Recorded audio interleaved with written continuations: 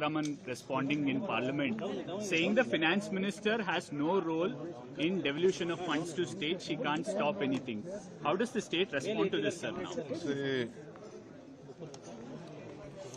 I know that Srimati Nirmala Sitaram is a very intelligent leader and a minister, but she represents Karnataka. What she had uttered in her budget speech, for example, there are so many issues, I don't want to comment on those issues. As far as irrigation is concerned, in Karnataka, as far as irrigation is concerned in Karnataka, for Upper Bhadra project, Madam Finance Minister had announced that she is going to give 5,300 crores for the Bhadra project.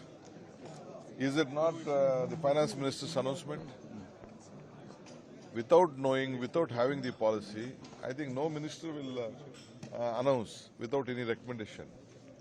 Before the election, Honorable Finance Minister had announced in the budget that they are going to release 5,300 crores.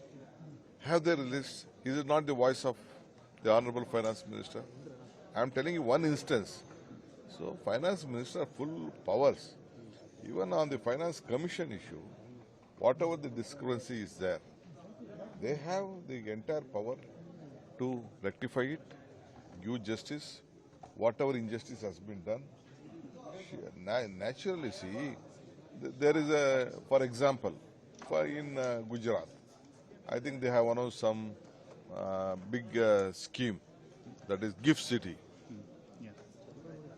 Let they give to Karnataka also.